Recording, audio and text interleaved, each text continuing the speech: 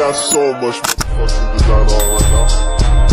Every time, bring it back, make it come out, got 3 old thoughts, I'm a block, bitches on my line, and you know.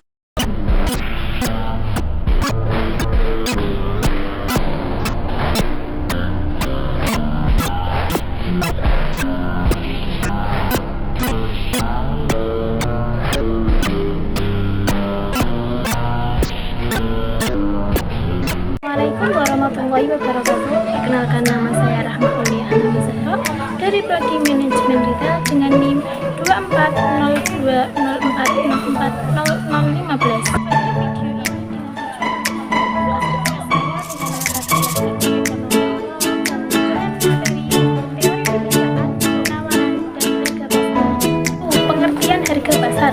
Harga pasar juga dikenal sebagai harga ekuilibrium, adalah tinggi rendahnya tingkat harga yang terjadi akibat kesepakatan antara produsen, penawar, dan konsumen permintaan. 1. Harga pasar dicapai saat jumlah barang yang diminta sama dengan jumlah barang yang ditawarkan. Contohnya 1. Toko A memproduksi 1000 baju dengan harga 150 per potong, tetapi tidak ada yang membeli. Yang kedua, toko A menurunkan harga menjadi 100.000 per potong dan terjual 250 baju. Terus, toko A menurunkan harga lagi menjadi 50.000 per potong dan terjual 1000 baju.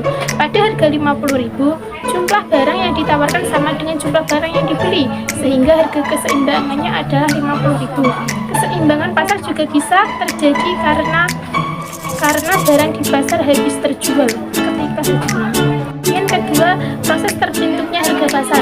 Proses terbentuknya harga pasar melibatkan adanya tawar-menawar antara penjual dan pembeli. Harga pasar terjadi karena kesepakatan harga barang antara kedua belah pihak dalam satu waktu.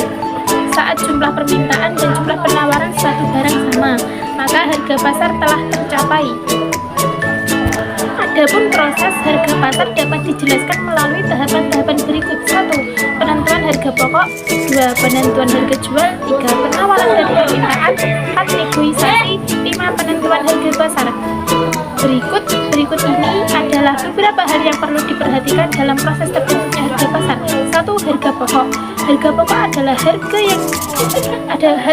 adalah biaya yang dikeluarkan untuk memproduksi barang atau jasa yang termasuk bahan baku seperti tenaga kerja dan biaya produksi. Kedua, harga jual. Harga jual ditentukan dari harga pokok ditambah markup tertentu untuk menghasilkan ketentuan. 3. Tawar-menawar.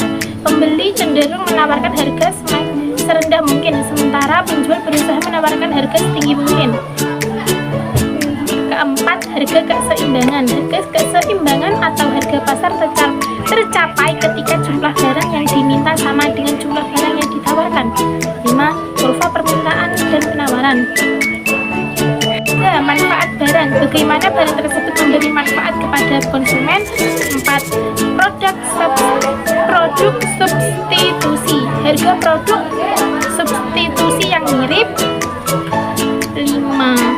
Pasar potensial. Besarnya pasar potensial bagi produk tersebut. 6. Persaingan non harga. Tingkat persaingan yang tidak terkait langsung dengan harga. Terus, perilaku konsumen umum. Pola perilaku konsumen secara umum. Yang terakhir, segmen pasar. Segmentasi pasar yang relevan. 4. Model analisis harga. Harga pasar. Analisis harga pasar biasanya menggunakan model grafis dengan kurva permintaan dan kurva penawaran.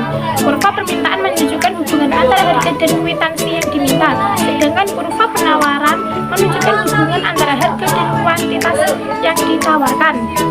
Titik temu antara kurva-kurva tersebut menunjukkan harga pasar ekuilibrium. 5.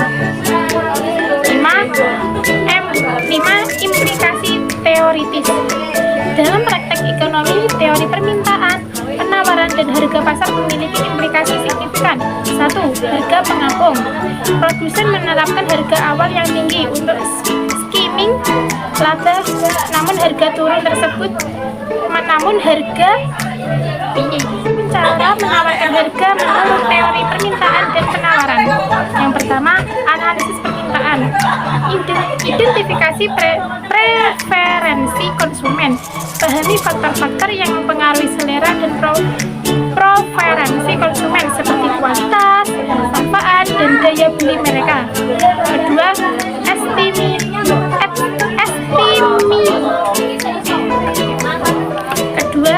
estimasi kuantitas permintaan.